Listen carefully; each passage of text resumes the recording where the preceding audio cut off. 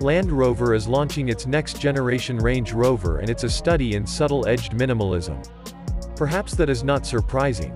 As has been the case in each of the previous 4 iterations, the new styling is less breakthrough, and more of an evolution that caution might even say it resembles the clay model for the previous generation Range Rover.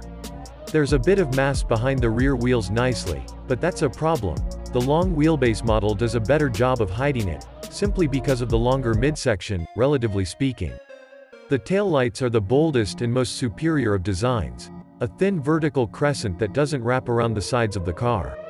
Inside, the name of the game is simple luxury. Without the billions of outward-facing gadgets, relying on things like thick carpet, headrest speakers, and haptic feedback from the 13-inch curved infotainment screen for a feel of comfort instead of sterility. There are new upscale fabric options on the seats to be had instead of leather, including textiles combining ultra fabrics and Kvadrat wool blends.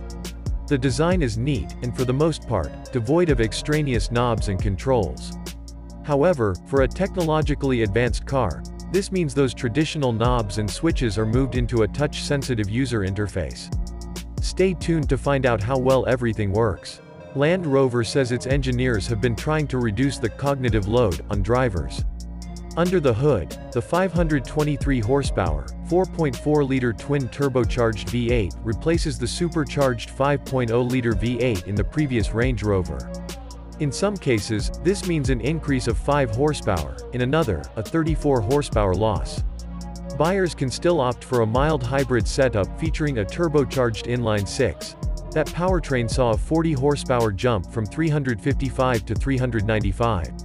The platform will also support future powertrain architectures, including a 434 horsepower mild hybrid by 2023, versus 395, that supports electric drive for 62 miles and a battery electric version. In 2024, despite a deeper push into sleek design lines and interior luxury, the new Range Rover can't be any less capable than the previous model. The fully independent air suspension features dual-valve dampers, and the new SUV sports a Range Rover First 5-link rear suspension which is said to isolate the cabin better than ever. The active electronic roll control system delivers over 1,000 pound-feet of torque to keep body movement under control. In 2022, the standard all-wheel steering system debuts, offering a 7-degree steering angle at the rear axle to allow for a turning circle of just 36 feet and more confidence in lane changes. Meanwhile, a sea of electronic acronyms is translating that capability off the beaten path. The drivetrain continuously varies torque from front to rear as needed, as well as across the rear axle. Also, there's an active locking rear differential for when the going gets tough.